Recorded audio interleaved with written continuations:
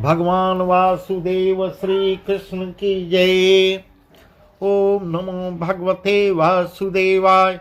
ओम नमो भगवते वासुदेवाय। श्री कृष्ण गोविंद हरे मुरारी, हे नाथ नारायण वासुदेव। श्री कृष्ण गोविंद हरे मुरारी, हे नाथ नारायण वासुदेव। राधे कृष्ण राधे कृष्ण राधे कृष्ण राधे कृष्ण। द्वारकानाथ की जय, केशव की जय, माधव की जय, राधा रानी की जय। श्रीमद् भगवद गीता 13वें अध्याय में भगवान वासुदेव श्री कृष्ण अर्जुन को क्या उपदेश दे रहे हैं, वही प्रसंग हम आपको सुना रहे हैं। भगवान वासुदेव क्या कह रहे हैं? इदं शरीरं कौन्तेय क्षेत्रमित्यभिधीयते। इदं शरीरं कौन्तेय क्षेत्रमित्यभिधीयते। एतद्यो वेत्ति तं प्राहुः क्षेत्रज्ञ इति तद्विदः। क्षेत्रज्ञं चापि मां विद्धि सर्वक्षेत्रेषु भारत। क्षेत्र क्षेत्रज्ञयोर्ज्ञानं यत्ज्ञानं मतं मम।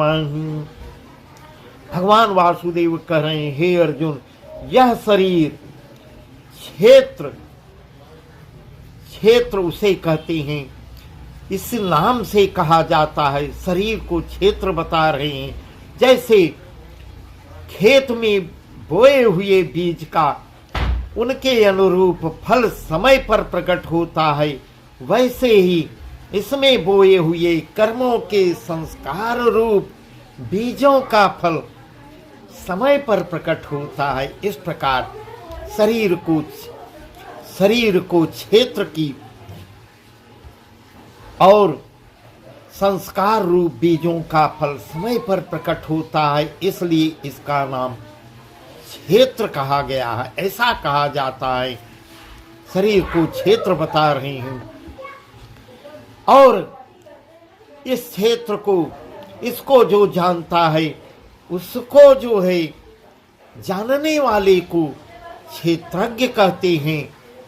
इस नाम से उनके तत्व को जानने वाले ज्ञानी जन कहलाते हैं, ज्ञानी जन कहते हैं। क्षेत्रज्ञं चापि मां विद्धिं सर्वसे क्षेत्रेषु भारत। क्षेत्रज्ञं चापि मां विद्धि सर्वक्षेत्रेषु भारत। क्षेत्र क्षेत्रज्ञयोर्ज्ञानं यतज्ञानं मतं मम। हे अर्जुन, तू सब क्षेत्रों में क्षेत्रज्ञ अर्थात जीवात्मा भी मुझे ही जान। इस प्रकार बता रहे हैं। क्षेत्र भी मैं, क्षेत्रज्ञ भी मैं ही हूं। इस प्रकार जीवात्मा भी मुझको ही जान। और क्षेत्र क्षेत्रज्ञ को अर्थात विकार सहित प्रकृति का और पुरुष को तत्व से जानना है। वह ज्ञान है, ऐसा मेरा मत है। तत्क्षेत्रज्ञं यच्च यादृच्च यद्कार्यतश्च स च यो यत्प्रभावश्च तत्समासेन मे शृणु। ऋषिभिर्बहुधा गीतं छन्दोभिर्विविधैः पृथक्। ब्रह्मसूत्रपदश्चैव हेतुमद्भिर्विनिश्चितैः। वह क्षेत्र जो जैसा है तथा जिन विकारों वाला है और जिस कारण से हुआ है, तथा वह क्षेत्रज्ञ भी जो जिस प्रभाव वाला है, वह सब संक्षेप में मुझसे सुन। इस प्रकार बता रहे हैं। क्षेत्र क्षेत्रज्ञ का वर्णन कर रहे हैं। ऋषिभिर्बहुधा गीतं छन्दोभिर्विविधैः पृथक्। ब्रह्म सूत्र पदस्यैव हेतुमद्भिर्विनिश्चितैः। यह क्षेत्र और क्षेत्रज्ञ का तत्व ऋषियों द्वारा बहुत प्रकार से कहा गया है। ऋषियों द्वारा जो कहा गया है वह मैं तुमको बताता हूँ, और विविध वेद मंत्रों द्वारा भी विभाग पूर्वक कहा गया है तथा भली भांति निश्चय किए हुए युक्त सूत्र ब्रह्म सूत्र के पदों द्वारा भी वर्णन किया गया है। सब हम तुमको बताते हैं। महाभूतान्यहंकारो महाभूतान्यहंकार बुद्धिरव्यक्तमेव च महाभूतान्यहंकार बुद्धिरव्यक्तमेव च इंद्रियाणि दशैकं च पंच चेन्द्रियगोचरा इच्छा द्वेष सुखम दुखम संघातश्चेतना धृति तथा क्षेत्रम समासेन सविकारमुदाहृतम्। पांच महाभूतान्यहंकारो महाभूतान्यहंकारो बुद्धिरव्यक्तमेव च। पांच महाभूत अहंकार, बुद्धि और मूल प्रकृति भी तथा 10 इंद्रियां इंद्रियाणि दशैकं च पंच चेन्द्रिय गोचरा। 10 इंद्रियां, एक मन और 5 इंद्रियों के विषय अर्थात शब्द, स्पर्श, रूप, रस और गंध इस प्रकार बता रहे हैं। 5 इंद्रियों के विषय रस जो है इच्छा द्वेष सुखम दुखम संघास तश्चेतना धृति। इच्छा द्वेष सुखम दुखम संघात चेतना धृति यत क्षेत्रम समासेन सविकारमुदाहृतम्। तथा इच्छा द्वेष सुख दुख स्थूल देह का पिंड चेतना, इस प्रकार चेतना बता रहे हैं। चेतना वह है शरीर और अंतःकरण की एक प्रकार की चेतन शक्ति होती है, उसको चेतना कहते हैं। और धृति इस प्रकार विकारों के सहित 5 इस प्रकार कहा गया है कि क्षेत्र का स्वरूप समझना था और इस प्रकार क्षेत्र के विकार समझने हैं। यह संक्षेप में कहा गया है, इस प्रकार वर्णन करके बता रहे हैं। अमानित्वमदम्भित्वमहिंसा क्षान्तिरार्जवम् अमानित्वमदम्भित्वमहिंसां क्षान्तिरार्जवम् आचार्योपासनं शौचं स्थैर्यमात्मविनिग्रह आचार्योपासनं शौचं स्थैर्यमात्मविनिग्रह। श्रेष्ठता के अभिमान का अभाव, दंभाचरण का अभाव, किसी भी प्राणी को किसी प्रकार भी न सताना, क्षमा भाव, मन वाणी आदि की सरलता, श्रद्धा, आचार्योपासनम शौचम स्थैर्य महत्व विनिग्रह। इस प्रकार गुरु की सेवा, बाहर भीतर की शुद्धि, अंतःकरण की स्थिरता और मन इंद्रियों सहित शरीर का निग्रह। इंद्रियार्थेषु वैराग्यमनहंकारेव च जन्म मृत्यु जरा व्याधि दुख दोषानुदर्शनम् जन्म मृत्यु जरा व्याधि दुख दोषानुदर्शनम्। इस प्रकार परलोक के संपूर्ण भोगों में आसक्ति का अभाव और अहंकार का भी अभाव, जन्म मृत्यु जरा और रोग आदि में दुख और दोषों का बार बार विचार करना, इस प्रकार बता रहे हैं। जन्म मृत्यु जरा व्याधि दुख दोषानुदर्शनम् असक्तिरन्भि स्वंगः पुत्रदार गृहादिषु असक्तिरन्भि स्वंगः पुत्रदार गृहादिषु नित्यं च संचित्तत्व मिष्टानिष्टोपपत्तिषु मयि चानन्य योगेन भक्तिरव्यभिचारिणी विवेक सेवित्व मरतिर्जन संसदी। इस प्रकार बता रहे हैं, पुत्र, स्त्री, घर और धन आदि में आसक्ति का अभाव, ममता का न होना तथा प्रिय और अप्रिय की प्राप्ति में सदा ही, जो प्रिय के साथ भी, अपने पराये के साथ भी और अप्रिय की प्राप्ति में सदा ही एक चित्त सम रहता है, दोनों स्थिति में हमेशा बराबर रहता है। ऐसे प्राणी, ऐसे मनुष्य के स्वभाव का वर्णन बता रहे हैं। नित्यम च समचित्त चित्तत्व निष्ठा निष्ठोपपत्तिषु मयि चानन्य योगेन भक्तिरव्यभिचारिणी विविक्त देश सेवित्व मरतिर्जन संसदी। इस प्रकार बता रहे हैं, मुझे परमेश्वर में अनन्य योग के द्वारा अव्यभिचारिणी भक्ति, अव्यभिचारिणी भक्ति किसको बता रहे हैं? केवल एक सर्वशक्तिमान परमेश्वर को ही अपना स्वामी मानते हुए स्वार्थ और अभिमान का त्याग करके श्रद्धा और भाव के सहित परम प्रेम से भगवान का निरंतर चिंतन करना अव्यभिचारिणी बता रहे हैं। अव्यभिचारिणी उसको कहते हैं। इस प्रकार मुझ परमेश्वर में मयि चानन्य योगेन भक्तिरव्यभिचारिणी विविक्त देश सेवित्व मरतिर्जन संसदी। मरतिर्जन संसदी आध्यात्म ज्ञान नित्यत्वं तत्व ज्ञानार्थ दर्शनम एतज्ज्ञानमिति प्रोक्तमज्ञानम यतोऽन्यथा। आध्यात्म ज्ञान में इस प्रकार आध्यात्म ज्ञान बता रहे हैं।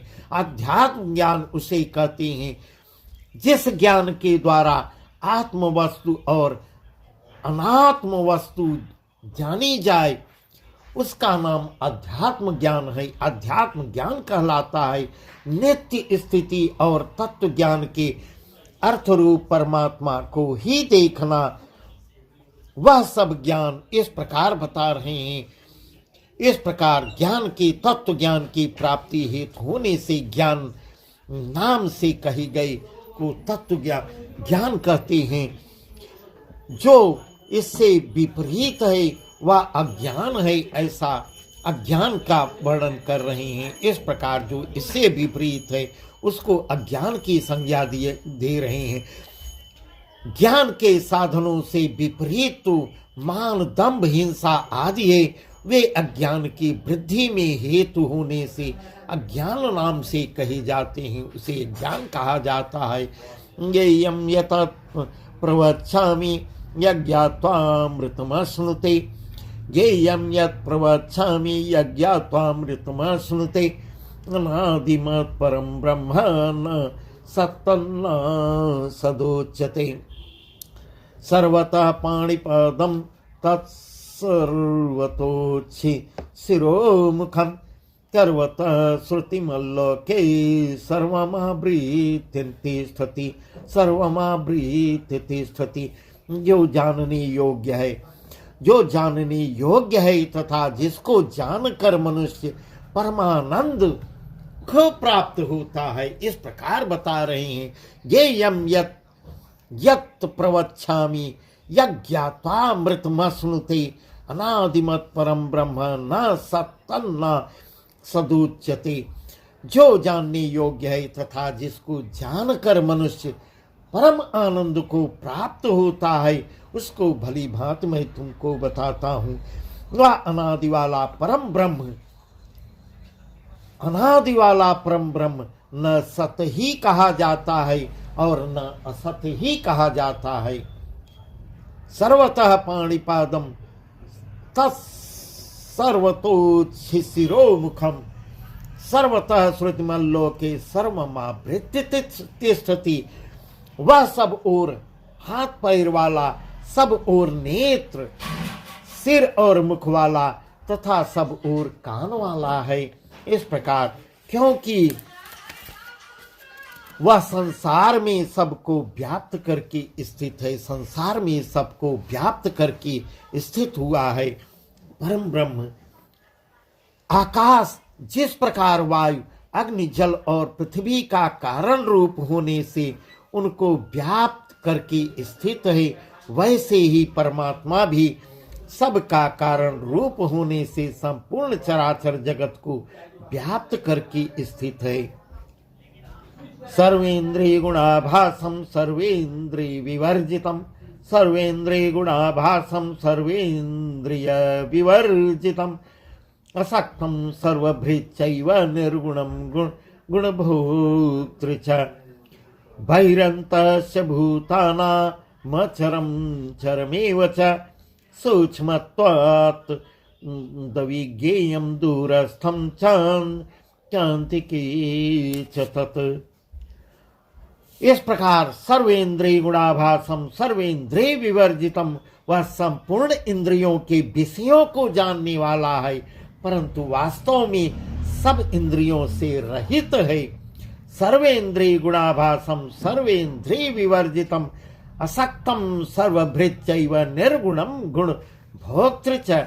इस प्रकार सब इंद्रियों से रहित भी है तथा आसक्ति रहित होने पर भी सबका धारण पोषण करने वाला और निर्गुण होने पर भी गुणों को भोगने वाला है। बहिरन्तस्य भूतानामचरं चरमेव च, सूक्ष्मत्वात् तद् विज्ञेयं दूरस्थं चान्तिके च तत्। वह चराचर सब भूतों के बाहर भीतर पर पूर्ण है और चर अचर भी वही है, और वह सूक्ष्म होने से अविज्ञेय भी है।